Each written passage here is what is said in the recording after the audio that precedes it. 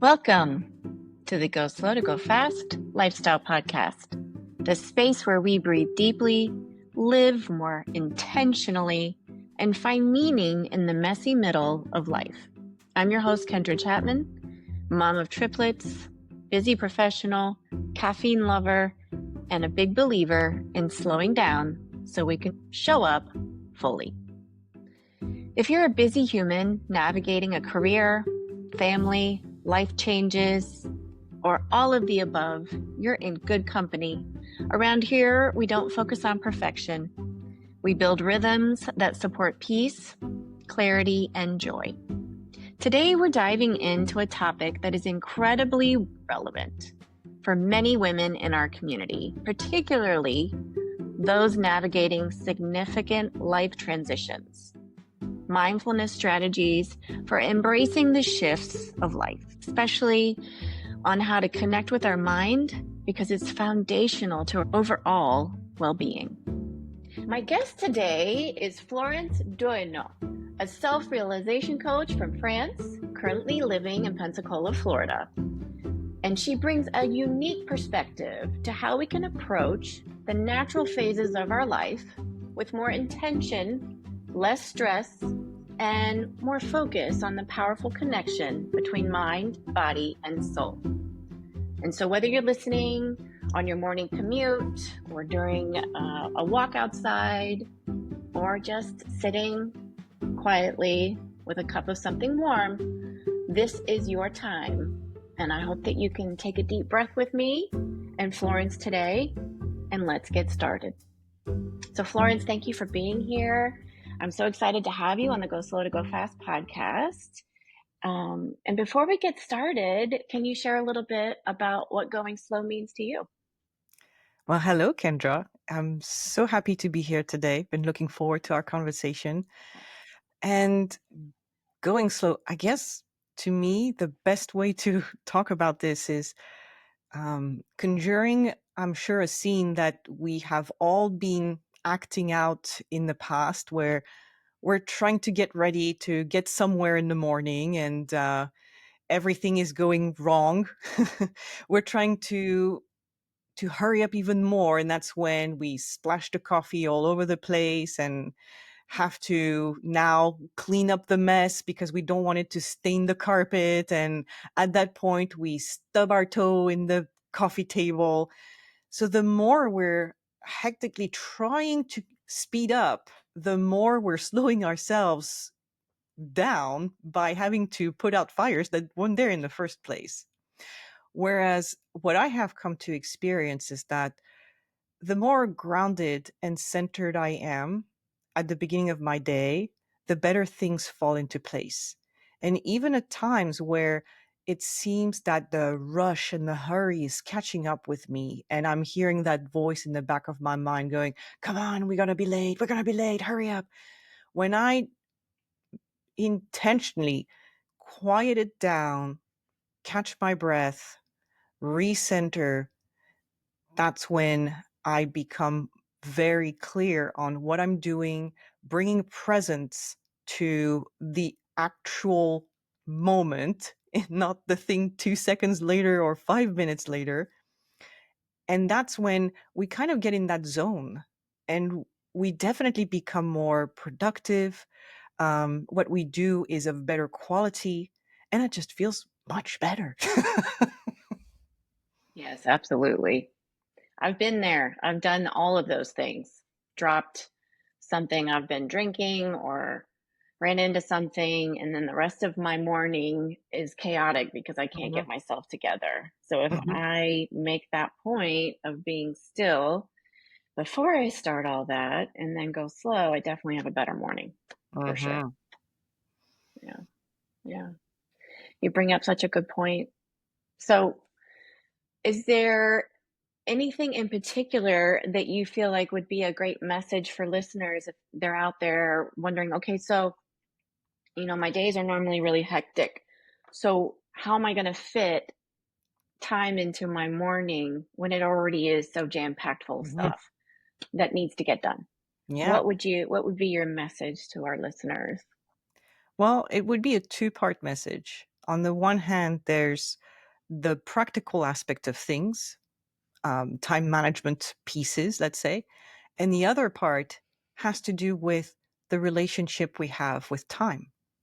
And so any kind of relationships take two parties. There's us and the thing we're in relationship with. So the piece that I find fascinating and really the most impactful one to focus on is that part of us that is in relationship to time. And that can be a number of things. It could look like becoming more aware of the type of beliefs and ideas that we hold about time.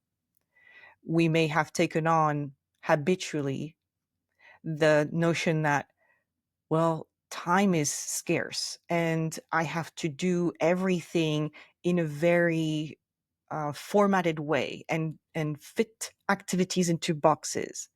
I remember as a kid, I was fascinated by a book, and at this time, I don't remember the title. Well, the title in French was Treize à la douzaine, and I'm pretty sure it wasn't the exact translation, so I don't remember what the English title of this book is. But anyways, the story was this: the father was a time management expert, and he was at the head of a family where they were, I think, it, yeah, they were 10 kids plus the two parents, and then there was another baby coming along the way during the timeline of the story.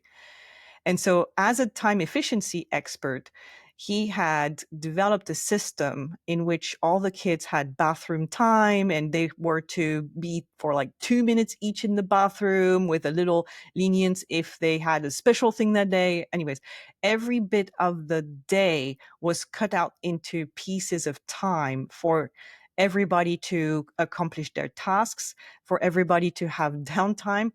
And there was something very fascinating about this because I think that there was a part of me that loved the idea that we could be so in control. It's very reassuring to feel we're in control. But this part of the story too is that eventually, and that was based on a true story, actually, that's the fascinating piece as well. The father passed away at a fairly young age. I don't remember, maybe in his 50s, from a heart attack. And then there was how the family had to bounce back from this big loss, and the mother kind of took on the business and kept the family afloat. And a lot of the kids had were grown enough also to be able to take some of the responsibility on their shoulders too. But long story short, that was for me, I think, something that impressed or printed that mindset of time efficiency. And I think that's something that today is a big part of the conversation, whether we realize it or not. We have a culture that honors the type A, super organized, time overcoming beasts that are capable of cramming 50 million things in their day. But I think we can all agree that it's not sustainable if it's not coming from an authentic place. When we are tapping into something inside of us that is fueling our passion, that gives us that that limitless amount of energy that will have us move mountains. But when it's something that is purely mental, like we're trying to fit our mind and our life into, like I was saying, boxes, bento box style, Mhm. but that's not really in resonance with who we are. It's not tapping in something that's really authentic for us. That's when we get burnt out. And that's very important. That's a very important distinction to make because I always think of this quote. I think it might have been attributed to Einstein that if you expect a fish to climb a tree, you will always look at this fish as inadequate, and you will miss out on the genius of the fish. Where the genius is expressed in the water, not climbing trees. So Right. Absolutely. Yeah, I think it you make a point of with the father, with the story of the family, he was really efficient at scheduling their time, but he also knew that there would be a need for some buffer time too.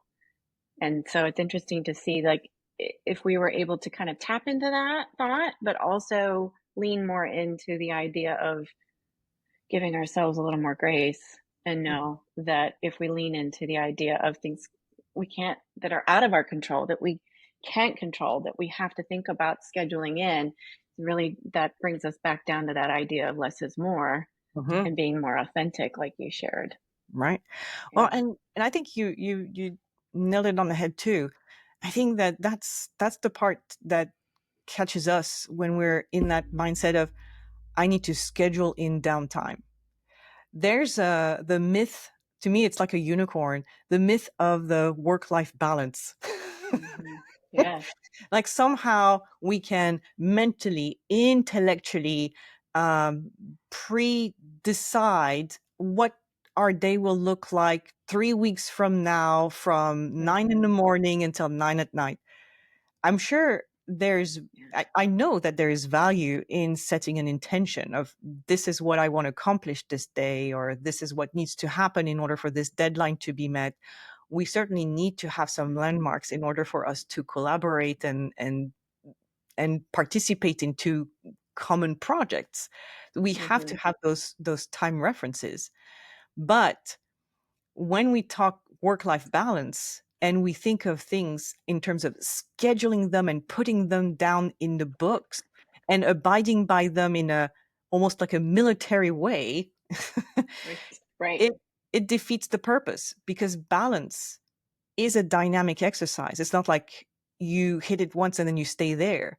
It's constantly readjusting and reestablishing based on the information, the experience in the moment. I don't know what I will feel like 5 hours from now, let alone half an hour from now.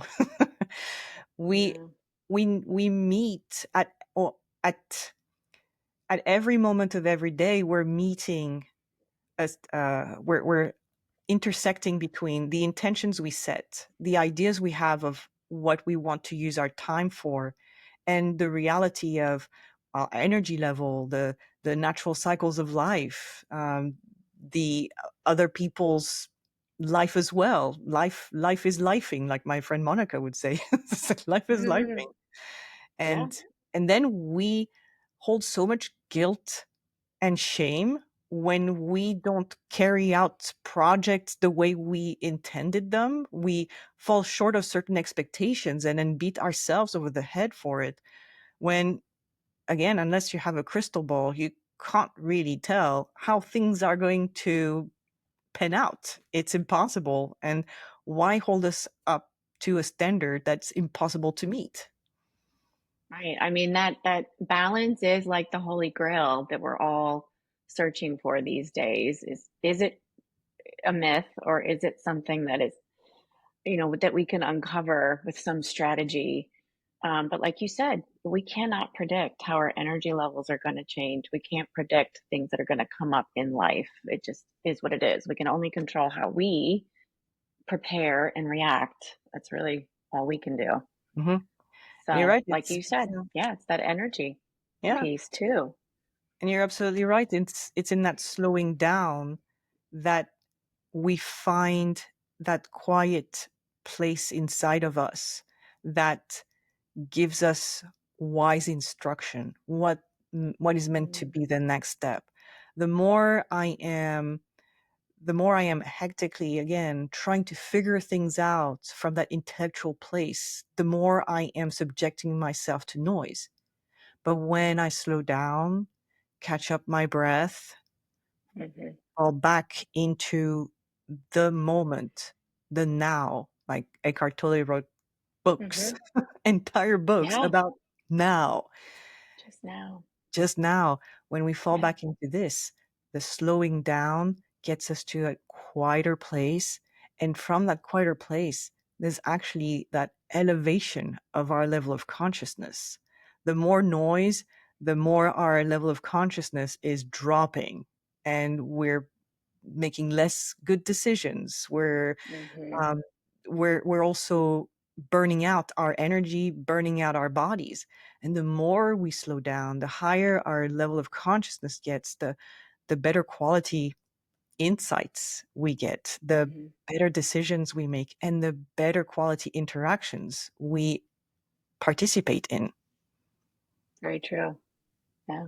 I think, there's, we're all, we're human, and anybody listening to this can probably remember a time either most recently in their day or just in the last couple of minutes or last week where they were either worried about something that happened in the past Mhm. or they're thinking about something that's happening in the future instead of being present. And Yeah. so, what would be your advice to listeners out there that the more you are present and in the now, and the more authentic you can start with a simple breathing strategy, maybe? What would be, or another strategy that you might suggest, besides just thinking it? How could you put that into practice? That's such an interesting thing. The That notion of practice. Yes, practices they play a role.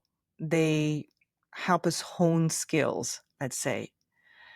And on the other side of that, there's what we see or don't see. I was talking about level of consciousness a little bit earlier. At a higher level of consciousness, our mind is expanded and we have the we have a better ability to see. You were saying so truthfully earlier that the mind is going to travel back in the past or way out there in the future, and the mind goes so quickly that Mm-hmm. unless we bring attention to where we are putting our gaze, our mental gaze, Mm-hmm. unless we are seeing, okay, what am I working with right now? Am I really in this moment? Am I fully connecting with the activity, the moment I am in, or am I worrying about something that's supposed to take place 2 hours from now or 2 weeks from now? Or am I caught up into something that happened 10 years ago? Mm-hmm. The more gathered we are, centered we are, the the more impactfully we can see that time traveling we do with our mind. Mm-hmm. And when we see it at that deeper level, we can really we can really come to terms with the truth that our past and our future only exists at the level of thought. The body is right here, right now. I can't be anywhere else than in the present. That's why Mm-hmm. the practice of taking a nice deep breath in and of itself, is grounding and very efficient in bringing us back here because the body is here. But when we are truly seeing from inside that the past lived in our thought. And it's not to say that things that happened in the past shouldn't be looked at or ignored. That's not the point. But when we are slowed down or let's say burdened by our past, that we blame our past for circumstances that we are dealing with today, and that we see that, oh, this past only lives here because of thought. It's only because I am giving it life through thought that it is still causing any kind of impact today.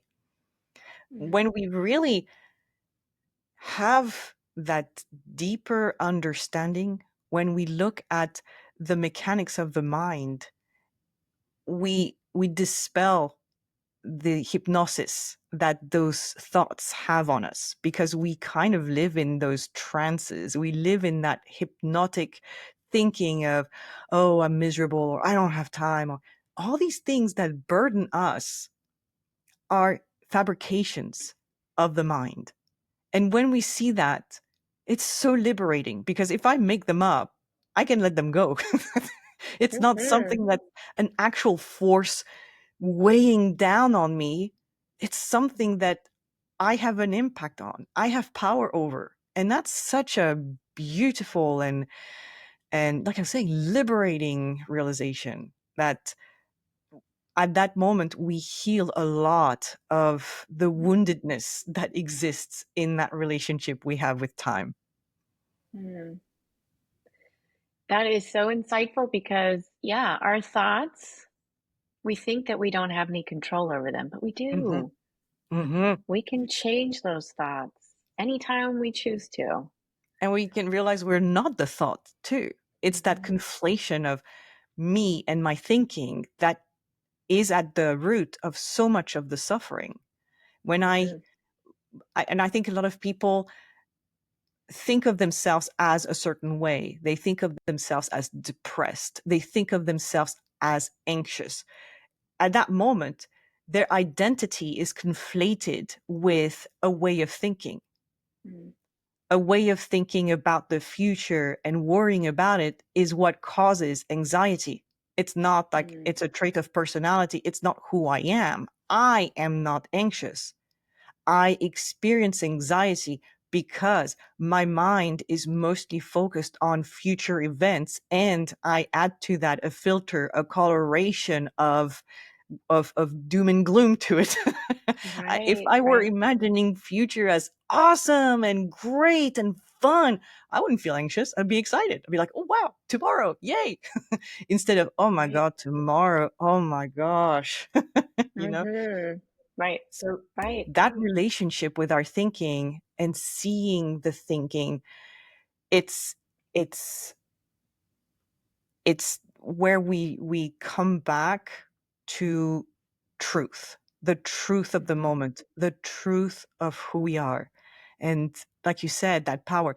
So one thing that was very helpful for a lot of people I worked with was to see that they are not in control of the thoughts entering their mind. That's one Mm-hmm. thing that also we can pressure ourselves with. Like, oh my gosh, I have all these thoughts, especially people who try to sit in meditation and they're driving themselves crazy. Like, why can't I stop my mind from thinking? Why can't I just Yeah. wipe that slate clean? And that's a lot of pressure to put on someone. Yes, We're not yes. guilty or responsible of the things that enter our mind. But what we do manage is what we place our attention on. That's the piece that, Mm-hmm. again, it's a subtle distinction, but an important one nonetheless.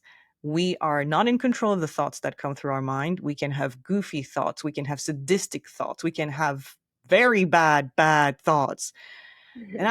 that's all right. I just don't have to amplify them by my attention. I can select a thought that's more positive. I can select a thought that's more constructive. I can select a thought that just feels more enjoyable. Right. We are, I mean, I do believe that we're co-creators Mhm. and we can, yeah, like we can acknowledge, but then choose a better thought or a Yes. different thought. Whatever we want to, it doesn't have to have a label. Um, I mean, it could be if you're in a moment where you just need to be, basically not feeling your best and you want to have a moment where you're feeling down, that can be a choice, but hopefully you choose not to stay there too long and you choose to move on to something more positive. But again, I'm putting labels on thoughts as well. So, Well, that's an exercise in discernment. mm, It's we need to set some references, some reference points in our mm-hmm, mental landscape. The notion is to really see that I'm the one putting the label. It's not a mm-hmm, truth label that always is true at all times, but at that moment, I'm referring to this thought as bad because it's not helping me. right, right, right. Yeah. So just choosing a different thought and where and having a conversation with yourself about where you want to be Mhm, or how you want to feel mhm, or what you want to think. I mean, it could be just I mean, it sounds simple, and and of course, I'm not a medical professional. I'm not trying to, tell anybody how to think about their thoughts, but we're having a conversation about how to think differently about thoughts is really where we're Mhm. going with this today. And with that focus of mind, body, and soul, knowing that if somebody is struggling with the thoughts that keep coming through and they're trying to be mindful about their thinking, that cognition, they're thinking about their thinking, and they're trying to add that into their practice, maybe Mhm. daily, weekly, Mhm. however frequently they choose to do that. At some point, where does energy differ from thinking?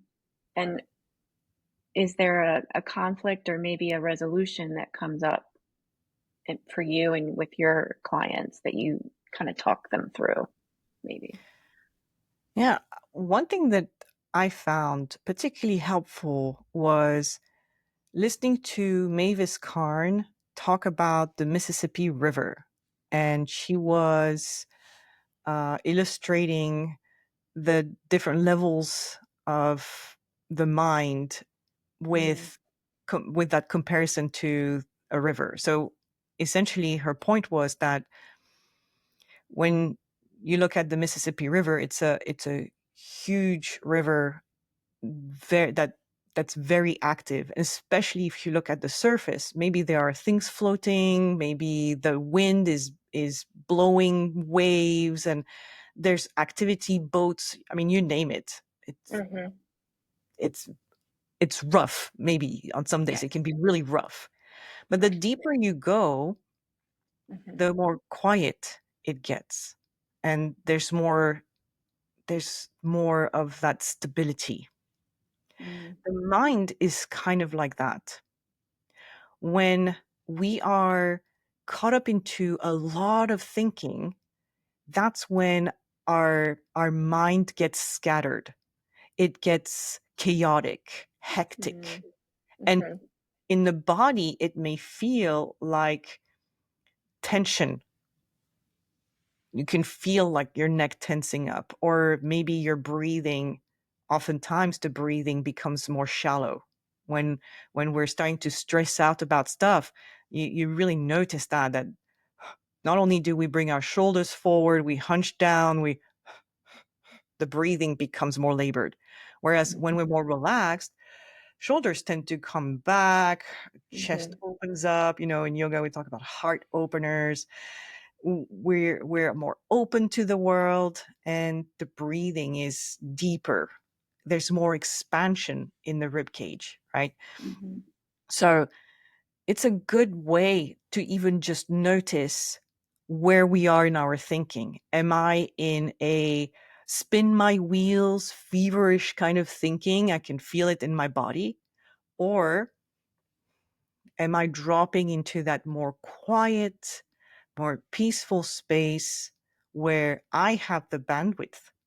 I truly have the bandwidth to take the moment fully, appreciate the gifts of the moment, respond to the demands of the moment, and be, truly be, really show up for the moment versus I'm over here caught up in an idea, in many ideas, and maybe even conflicting ideas of what Right. this moment is, and just sinking back into that quiet space.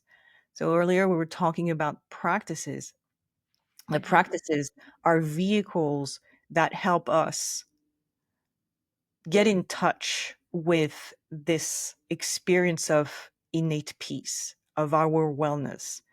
And ultimately, when we come into those practices, they enable us to have more of that in outside of the quote unquote practice time. It's like you go at the gym, you work out, you get your muscles toned up and stronger.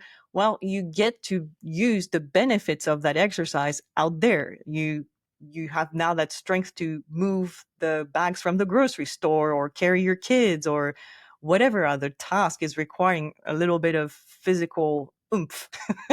Right. The Yes. benefits don't stop the moment you get out the door of the gym. Right. Yeah. But the thing too is to not fall in the trap of thinking that the practice is what brings the well-being or the peace. The peace, the well-being is who we are. The practice is what enables us to get in touch with that, to remember it, to reconnect with it so that it can serve us the rest of the day. So we can remember who we are instead of being caught up into the ideas of who we are. Mm. And maybe taking that a little bit further is thinking about how we feel when we apply those strategies like Mhm. breathing Mhm. or yoga or Pilates or whatever we're choosing to do to strengthen that core and our muscles and the way we have our posture.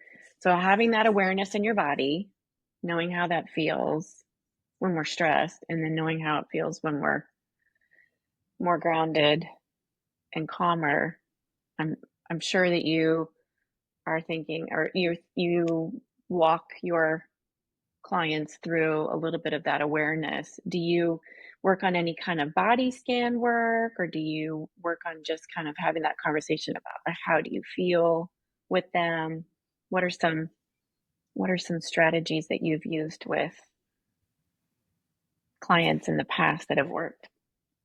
I think of I think of a tuning fork.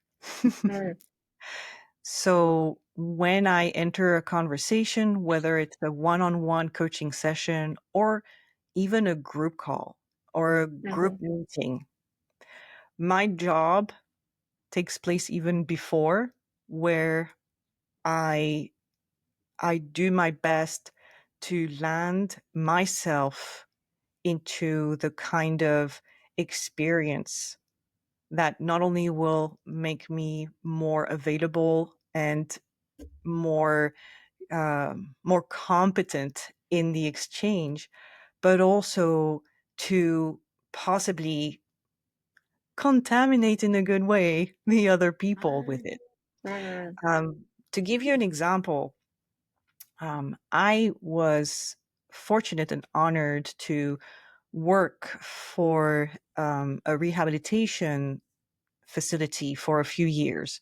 And it so happened that the COVID years were took place while I was working in this facility.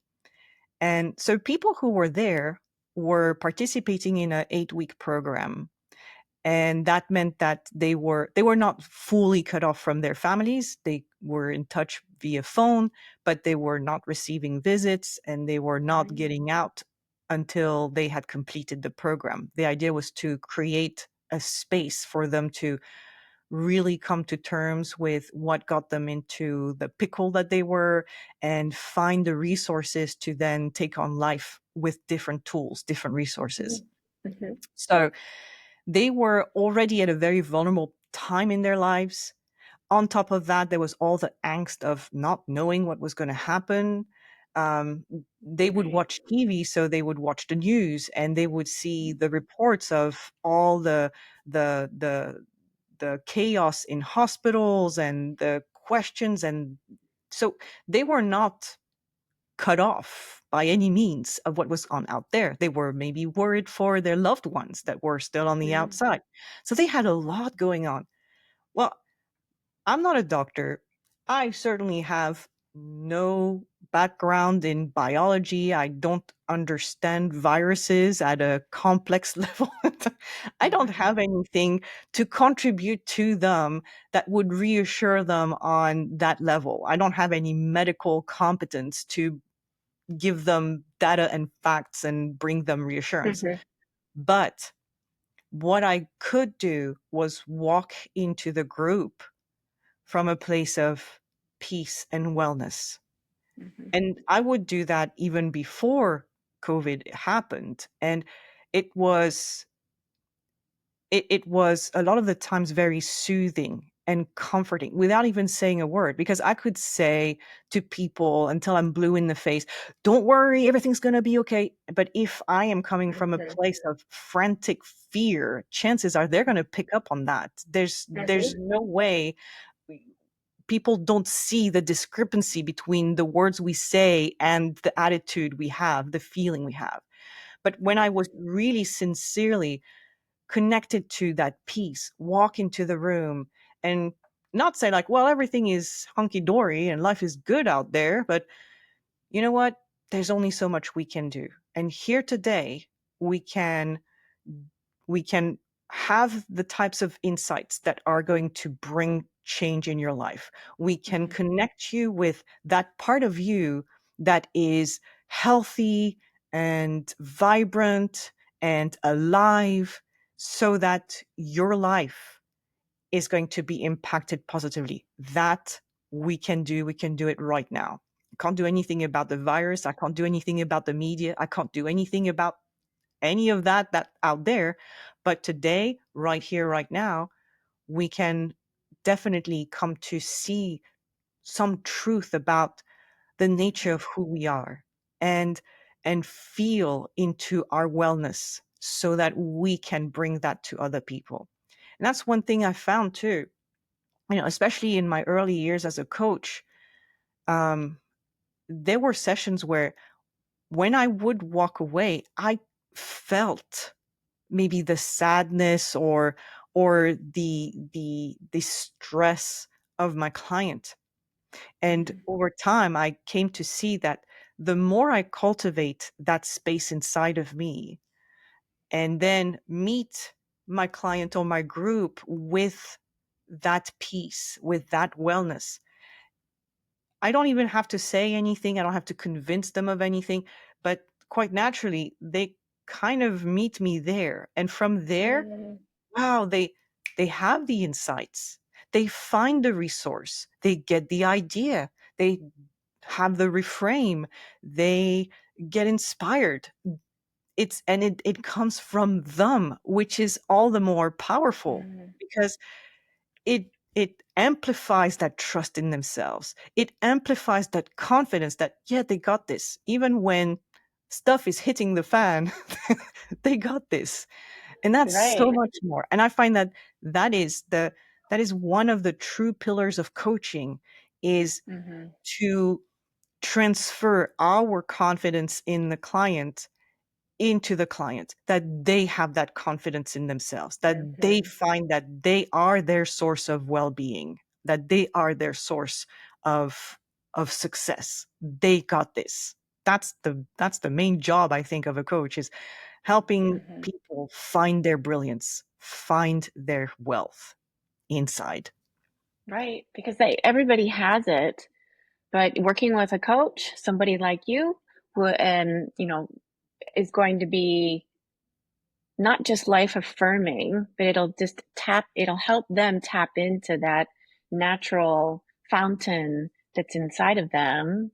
And then they'll learn strategies working with you where they can start tapping into that more often.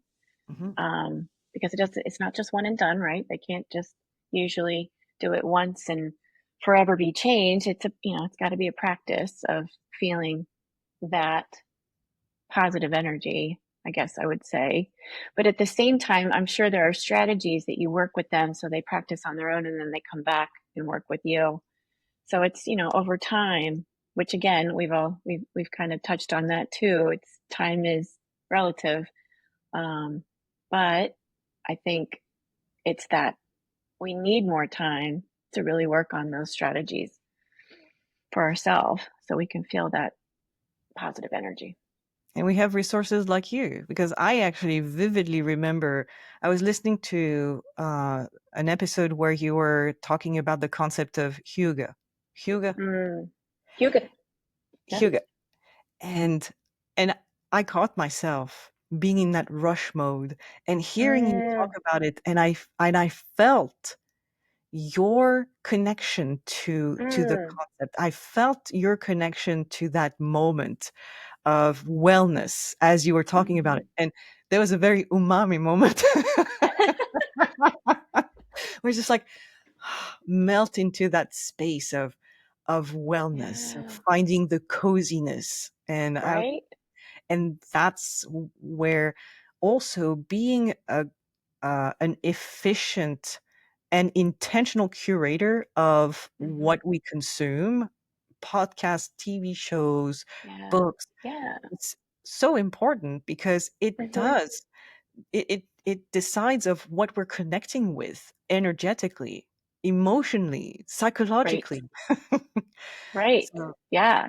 Because we're not just talking here in a bubble like we don't know what's going on in the outside world. We know there's a lot of horrible things happening every day in the world. And, if we choose to watch the news, and see all the devastation, most recently what's happened in Texas with the flooding, mhm, we're not um, immune to that by any means. But what we're going to do is we're going to choose what we want to bring into our daily life, what we want to bring into our home and our space. We're going to send love and healing thoughts out to the world as much as we can. At least I'm sure you and I are both doing that as much mhm. as possible.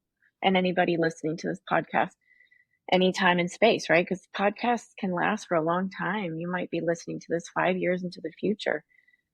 So, yeah, it's like, really, what are we going to control, and what are we going to let come into that cocoon and that healing space that we call home, or our body bubble, whatever we want to call that, how far we want to take it. But I've intentionally made that something that's really important to me, to have that hygge in my Mhm, life, and that's what mhm. my word is for this year.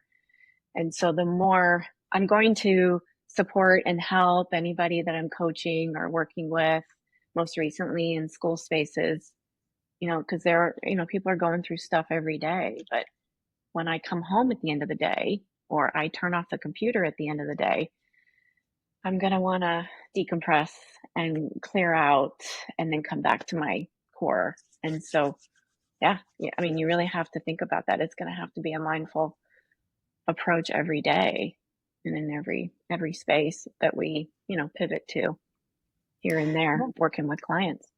and bring that hygge even in workspace. Hmm. Because that also contributes again in more productivity and efficiency, Right. and it's treating ourselves well. I'm not going Yeah. to create a hectic schedule of back-to-back calls. I'm not gonna Right. cut out my lunch break. I'm really creating as much wellness as possible in my quote unquote production time, because that's Hmm. where the best quality of service is going to come out. And that's also, again, we only have so much influence or impact on the world out there. Hmm. But it's also such it's a privilege to take responsibility for our wellness, because when I really take on the responsibility of being the best version of myself and showing up in the best possible mindset and state wherever I go, my cup is full, and Hmm. I have the ability then to be generous with what overflows. I might not be saving Texas right now, but if I'm tapped out Hmm. and running on fumes, I'm only surviving here in my little bit of the world.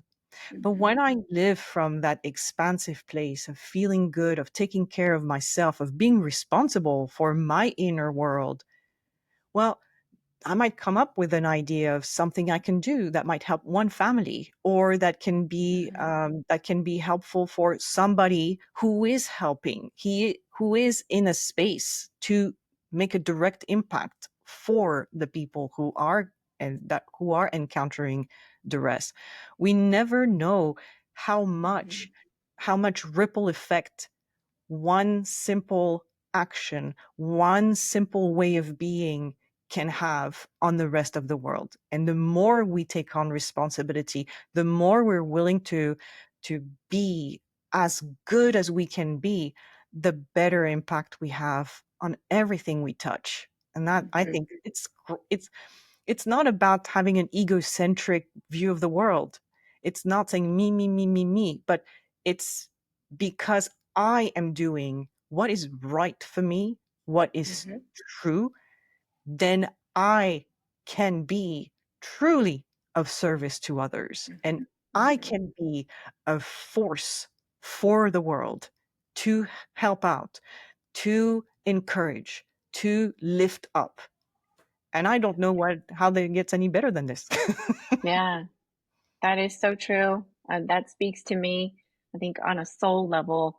If anybody listening to this believes that we're all one, then Mhm, that's where the true work can be done. mhm. We're giving back. We can definitely, you may not have the money to give back, you may not have the time to volunteer, but you can work on your energy and prayers and positive thoughts and yeah, and start with you. And we can send out love and comfort to the people Hmm. who are in dire straits. I know that there's Hmm. certainly moments of, uh, I would say, kind of miraculous influence where maybe I was in a really tough spot in my life and suddenly something soothing came over me. And I felt, and maybe it was someone who was just making a random prayer for compassion in the Right? world. I don't know Right? what it was, but it Hmm. was just enough in that moment to kind of take me out of whatever despair bubble I was. It burst something that I felt stuck into and just Hmm. gave me enough room to, well, take a next action or adopt a more constructive outlook and Yes. be more responsible, be more engaged rather than feeling victimized by circumstances or whatnot. So yeah, I do believe that even sending out positive intention and healing vibes or joy or comfort or compassion, even that, if I don't have money right now to give for relief, even if I Hmm. don't have maybe an extra room to offer to someone, Yeah. even that matters. Even that is a contribution. Yes, absolutely. Yeah. Well, Florence, I think you've given our listeners a lot to think about. And I know I mean, just in the last couple of days, I can definitely take some practices and thoughts back to my daily meditation, to my mindful practice. I think just leveling up my energy, Mhm. just talking to you has been a lovely hour of conversation. So, if our listeners want to find out more about how you coach in the world, I'll make sure that we include all of that in the show notes. But do you have anything in particular that you want to share as far as information of how listeners can find you? Well, the best spot is my website. So feel free to come and meet me there. It's Mhm. realizeunlimited.com. And there's this limitless mindset checklist that I created that gives some guideposts to start looking to see where in everyday life we might be creating limitations or where we can expand our mindset to, because ultimately we all create prisons for ourselves. Mhm. And the cool thing is that we hold the key and we can push the door and we can cross the threshold. It's all up to us. There's so much in our hands, and we very often um, minimize or underestimate Mhm. how much power we have, how much possibility is available for us. So um, it's just a beautiful journey to heal the relationship we have with ourselves. And I encourage anyone to just be more curious and more available for the insights that I'm sure they have every day, but that we don't always hear because we get distracted by all the noise out there. So I know that a lot of people associate quiet with boring or stagnant or insignificant, but really there's a lot of richness. There's so much to cultivate in a space of quiet and peace. And it's something that has become scarce because it's not valued nearly as much as it should. So Mm. Please explore the quiet space. Please take even 2 minutes every day with, like Kendra was saying, your favorite beverage in the morning, a nice warm cup of coffee, tea, whatever floats your boat, and enjoy meeting yourself and appreciating yourself, appreciating your day. That alone will go a long way. Yes, that's a good reminder. Great advice. And I hope listeners will take you up on that. I'm so happy that you could join us. Thank you for being here. Thank you, Kendra. I loved our conversation. Thank you so much. That's it for today's episode of the Go Slow to Go Fast Lifestyle Podcast.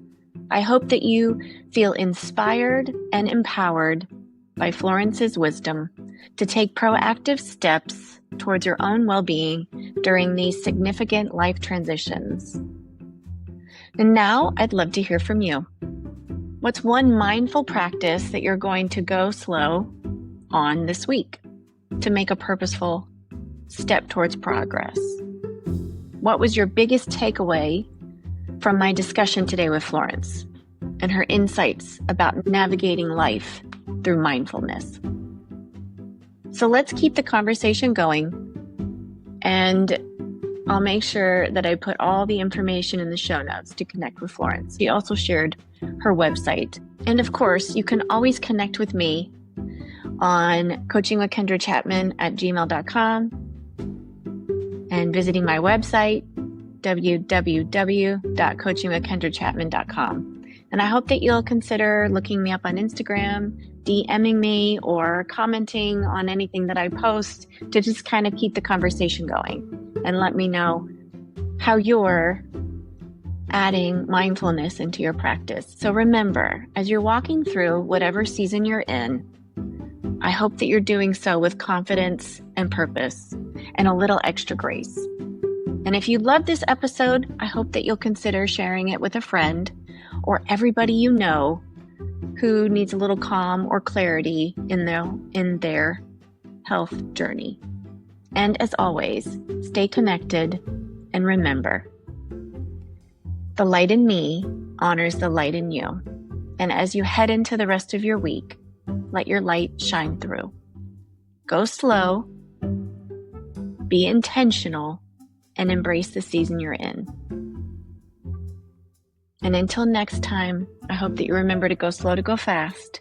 And thanks for listening.